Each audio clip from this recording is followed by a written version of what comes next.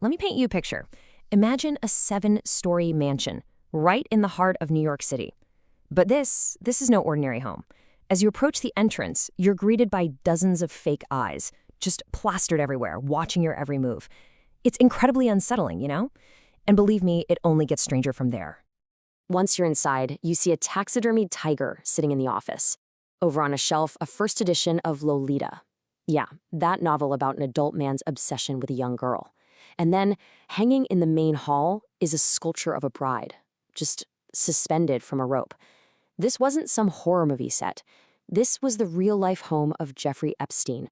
And if you looked at the photos on his walls, they told a story of unbelievable access.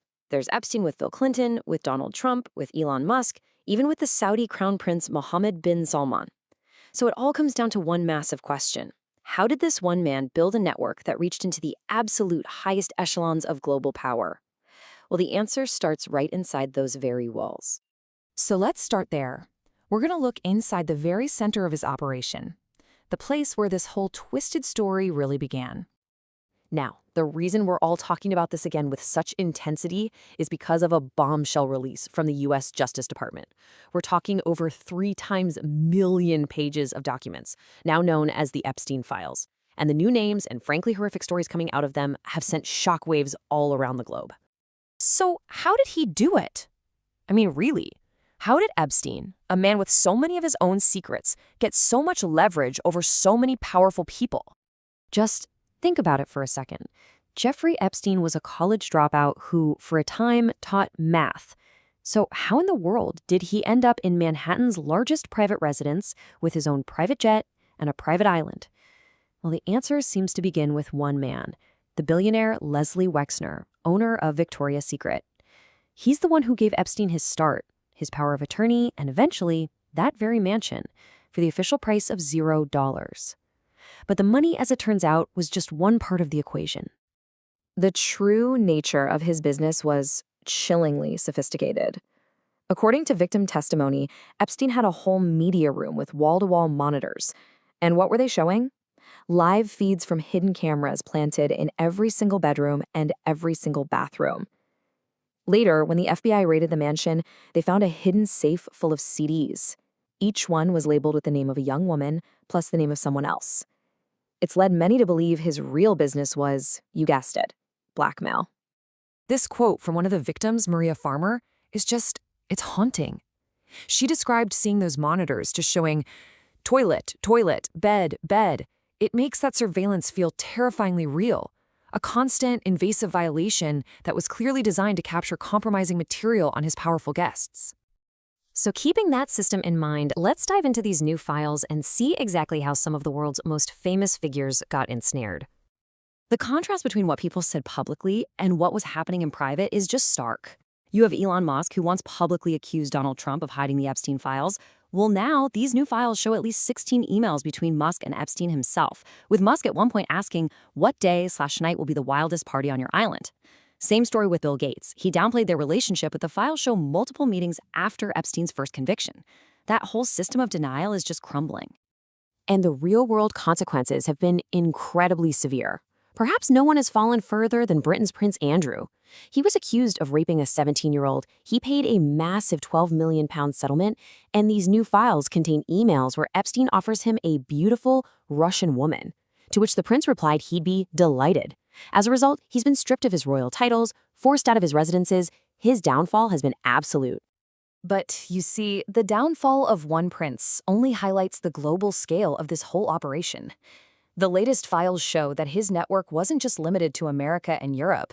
It reveals a startlingly deep connection that stretches all the way to India. Okay, you really need to follow this timeline because the timing is just critical. On May 23, 2019, and this is the very same day that India's election results were being declared, the industrialist Anil Ambani arrives at Epstein's mansion. Just a few hours later, Epstein is messaging Steve Bannon, Trump's former top strategist, about a really interesting Modi meeting and telling him you should meet with Modi. The very next day, the message is blunt: Modi on board. So what was this all about? Well, this message from Epstein to Bannon pretty much spells it out. Ambani, who Epstein calls his guy, meaning Modi's guy, was allegedly there to lobby the Trump administration. And what was the stated goal? to align against their, quote, main enemy, China. I mean, this was high-stakes geopolitics playing out in a convicted sex offender's living room. And Ambani wasn't the only one. Hardeep Singh Puri, who is now a minister in the Indian government, had at least 3 confirmed meetings at Epstein's home before he took office. In one email, Epstein even introduced Puri to the founder of LinkedIn as your man in India. But maybe the most sensational claim of all comes from this email. Here, Epstein is boasting about Indian Prime Minister Narendra Modi's 2017 visit to Israel. He claims Modi took advice to go dance and sing in Israel for the benefit of the U.S. president. And then he declares, in all caps, it worked. Epstein is basically taking credit for orchestrating a key diplomatic move. Now, for their part, the Indian government has forcefully rejected all of this. The Ministry of External Affairs called these claims nothing more than trashy ruminations by a convicted criminal which deserve to be dismissed with the utmost contempt. So as we zoom out, the picture starts to become a lot clearer. This wasn't just about one man's horrific crimes. It was about an entire system that enabled and protected him. Just look at this pattern of influence. You can see how the system protected itself. It wasn't just one sector. It was a web connecting every pillar of society. In politics, Donald Trump's name appears over 4,500 times.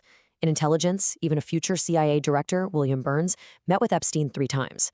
In business, you have billionaires like Richard Branson inviting him to his private island with his harem. And it even reached into academia, with famous intellectuals like Noam Chomsky expressing sympathy for how the press was treating Epstein. Each connection reinforced the others, creating this powerful shield of legitimacy and access. And yet, after all of this, what's been the actual outcome? This chart tells a pretty bleak story.